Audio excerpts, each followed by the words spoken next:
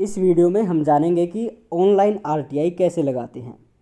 देखिए, हम यहाँ पे 4 हमने पॉइंट्स बनाए हैं। सबसे पहला पॉइंट है कैसे आरटीआई लगाई जाती है। उसके बाद है आरटीआई लगाने की फ़ीस क्या होती है। फिर है किसी भी गवर्नमेंट एग्ज़ाम की आप जो है आंसर बुक, अगर आपने कोई एग्ज़ाम दिया है और आप उसकी आंसर बुक चाहते हैं तो वो कैसे आप प्राप्त कर सकते हैं। उसके बाद है किसी भी डिपार्टमेंट की, किसी भी एग्ज़ाम की, या फिर किसी ऑर्गेनाइजेशन में, किसी कमीशन में कितनी सारी वैकेंसीज़ हैं, किस पोस्ट के लिए वैकेंसी हैं, किसी मिनिस्ट्री के बारे में आपको जानना है तो ये सारी चीज़ें हम आरटीआई के थ्रू जान सकते हैं। आरटीआई लगाना कोई बड़ी बात नहीं है। देखिए, आप कोई भी वेब ब्राउज़र खोलिए, हमने क्रोम खोला हुआ है, काफ़ी अच्छा चल रहा है। तो RTIonline.gov.in आपको ये एड्रेस खोलना है, इस पर क्लिक करना है और ये आपका लिंक पर क्लिक करते ही कुछ इस तरह का RTI ऑनलाइन का वेब पेज जो है ओपन हो जाएगा। सबसे पहले जान लेते हैं इसके सारे option one by one. Home है, होम पे क्लिक करेंगे तो आपका होम पेज यही आएगा जो ऑलरेडी आया हुआ है, और इस पर नई नई जानकारी आती रहती है जो ये रेड फ़ॉन्ट्स में लिखा है, रेड कलर के फ़ॉन्ट्स में। देखिए, सबमिट रिक्वेस्ट पे क्या होता है, आपकी आरटीआई जो है फाइल होती है, ठीक है। यहाँ पे आपको I have read and understood the above guidelines, अगर आप पढ़ना चाहते हैं तो इनको पढ़ सकते हैं और यहाँ पे सबमिट कर देना है। सबमिट करने के बाद आपको यहाँ पे सर्च पब्लिक अथॉरिटी, जिनकी डिटेल्स इनके पास हैं ऑनलाइन आरटीआई की वेबसाइट पर हैं, वो आपको यहाँ पे नाम मिलेंगे, या फिर मिनिस्ट्री डिपार्टमेंट आपको यहाँ पे सिलेक्ट कर सकते हैं। और मैं कहूँगा, जो मैं करता हूँ, किसी भी आपको किसी भी कमीशन का, किसी भी पब्लिक अथॉरिटी का जो है उसके लिए आरटीआई लगानी है तो सिंपल सा यहाँ पे सिलेक्ट करते हैं। देखिए, सर्च करने के लिए आपको मान लीजिए हमें एसएससी की जानकारी चाहिए तो एसएससी कर देंगे, और जो एसएससी की वैकेंसी के बारे में डिटेल आती हैं, जो इनके कितने कैंडिडेट्स ने जो ऑनलाइन अप्लाई किया था उनकी जानकारी आती है, तो हमें हेड क्वार्टर से मिलती है। या फिर किसी को अपनी आंसर बुक चाहिए होती है तो यहाँ पे एसएससी HQ हम सिलेक्ट करेंगे, चाहे आपने किसी भी रीजन से दे रखा। अगर किसी रीजन की आपको जानकारी चाहिए तो आप यहाँ पे रीजन भी सिलेक्ट कर सकते हैं। उसके बाद में मैंडेटरी है, ये तो अपने आप फिल हो गया क्योंकि आपने ऊपर सिलेक्ट कर लिया है, सर्च कर लिया है। नेम, जेंडर, एड्रेस, ये 3 चीज़ें आपके लिए बहुत ज़रूरी। देखिए, एड्रेस पे क्या करते हैं, एड्रेस पे जो भी आपकी आरटीआई के बारे में जानकारी होती है, अगर कोई डॉक्यूमेंट होता है तो आपके एड्रेस पर भेजते हैं। आपकी ईमेल आईडी या फिर व्हाट्सएप पर आपकी जो भी कोई पीडीएफ वगैरह है, कोई डॉक्यूमेंट है, कोई हार्ड कॉपी है, सॉफ्ट कॉपी है, वो आपको केवल आपके एड्रेस पर मिलती है, ठीक है। जिस तरह हमने पिछले साल कुछ डॉक्यूमेंट मंगाया था पीडीएफ फॉर्मेट में, हमने सोचा वैसे ही मेल पे दे देंगे, तो इन्होंने क्या किया, वो हमारे एड्रेस पर एक सीडी कैसेट थी वो भेज दी थी। इसके बाद है, कई बार ये अपने वेबसाइट पर भी डाल देते हैं, आपकी जो आईडी होती है उस पर भी पीडीएफ वगैरह डाल देते हैं। फिर है नीचे पिन कोड वगैरह, जो भी आपका एड्रेस है। फिर ईमेल आईडी बहुत ज़रूरी है, मैंडेटरी है।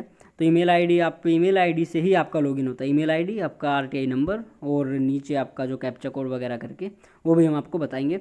फिर है, देखिए, बीपीएल वाले बच्चों के लिए आरटीआई की जो फ़ीस होती है वो 10 रुपये होती है, ठीक है। अगर हम बीपीएल यहाँ पे येस करते हैं तो आपके लिए कोई फ़ीस नहीं है। इसके लिए आपको करना पड़ेगा बीपीएल का राशन कार्ड नंबर, और कब वो इशू हुआ था वो साल लिखना पड़ेगा, और किसने इशू किया था वो अथॉरिटी का हमें नाम लिखना पड़ेगा।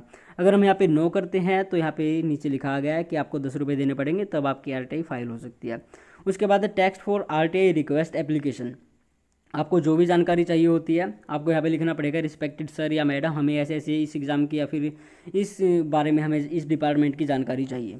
उसके बाद सपोर्टिंग डॉक्यूमेंट अगर आप कोई अपलोड करना चाहते हैं, आपको इनको कुछ दिखाना चाहते हैं कि मेरे इस डॉक्यूमेंट में ये कमी है, या फिर मुझे इसके रिगार्डिंग कुछ इन्फॉर्मेशन चाहिए, तो 1 MB से ज़्यादा आपका डॉक्यूमेंट का साइज़ नहीं होना चाहिए, और वो केवल पीडीएफ फॉर्मेट में होना चाहिए, ठीक है। अब कई सारे कैंडिडेट्स हैं जो चाहते हैं कि जिस तरह जीएसटी का एग्ज़ाम आया पेपर 2 का, तो किसी के कम नंबर आए, किसी के ज़्यादा नंबर आए हैं, तो उनका कहना है कि हमें अपनी आंसर बुक चाहिए।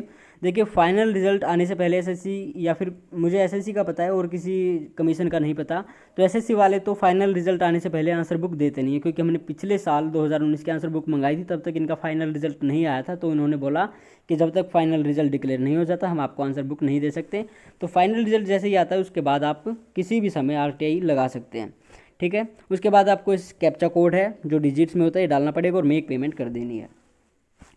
तो अगर आपको अपना फिर भी अगर 2019 वालों को जिस तरह अपने जो आंसर बुक वगैरह कोई भी मंगाना है, तो आप यहाँ पे अपना जो है एडमिट कार्ड अपलोड कर सकते हैं पीडीएफ में, उसको रिड्यूस करके, अगर 1 MB से ज़्यादा, हालांकि इतना होता नहीं है, और ऊपर लिख देना मैंने ऐसे ऐसे ये एग्ज़ाम दिया था, पीडीएफ फाइल देख सकते हैं। अगर आप नहीं भी आपके पास पीडीएफ है, एडमिट कार्ड नहीं है, तो आप उसमें अपनी जानकारी लिख सकते हैं, मेरा ये रोल नंबर है, ये नाम है, ये पिता का नाम है, ये माता का नाम है, और ये रजिस्ट्रेशन नंबर है।